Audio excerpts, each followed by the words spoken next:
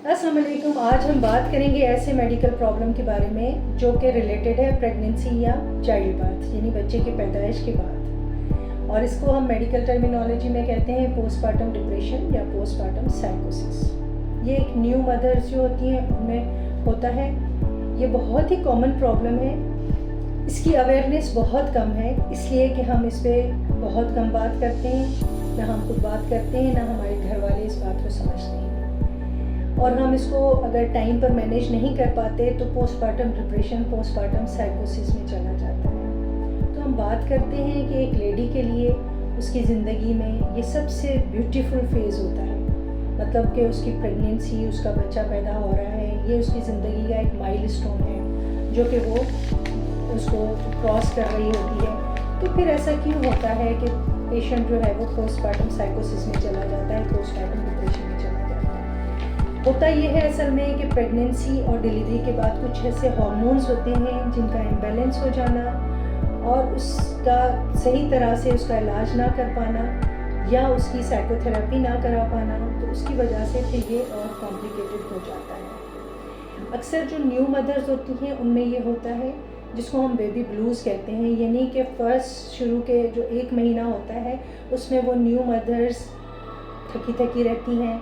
बच्चा फीड सही से ले पा रहा है कि नहीं ले पा रहा, बच्चा कंटिन्यू रो रहा है, नींद पूरी नहीं हो रही।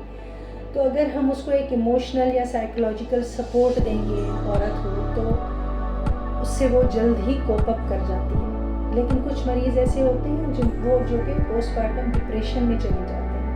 पोस्टपार्टम डिप्रेशन के जो क्लासिकल सिम्टम्स हैं ना, उसमें है कि हर वक्त औरत नाउम्मीदी में रहती है, वो हर वक्त रोती रहती है और अपने आप को फेलियर महसूस करती है, खुद को या दूसरों को नुकसान पहुंचाना, इवन कुछ ख़वातीन अपने बच्चों तक को नुकसान पहुंचाने तक चली जाती हैं। ये है पोस्टपार्टम साइकोसिस।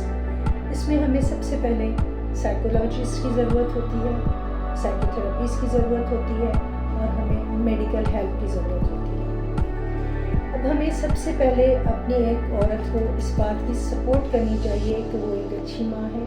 वो जो भी अपने बच्चे के बारे में सोचेगी बहुत अच्छा सोचेगी, वो अपना फुल दे रही है। हमें उसकी एक इमोशनल सपोर्ट करनी चाहिए, उसको बताना चाहिए जो छोटी छोटी चीज़ें होती हैं। उसकी बीइंग हस्बैंड जो है आपका बहुत बड़ा किरदार होता है कि आप उसकी हर बात को सुने, उससे बात किया जाए, उसको साइकोलॉजिस्ट से मिलाया जाए, साइकोथेरेपी होनी चाहिए, और उसके बाद कुछ ऐसी मेडिकल एडवाइसेस या मेडिकल दवाइयाँ भी होती हैं जो हम देते हैं ताकि कोई भी औरत बहुत पोस्टपार्टम साइकोसिस की तरफ ना जाए और अपनी माँओं का ख्याल रखें। अगर किसी को भी ऐसा लगता है कि वो पोस्टपार्टम डिप्रेशन में या पोस्टपार्टम साइकोसिस की तरफ जा रही है तो उसकी पूरी सपोर्ट करें, साइकोलॉजिस्ट से मिलें, अपने मेडिकल स्पेशलिस्ट से मिलें और उसकी प्रॉपर इलाज कराएं।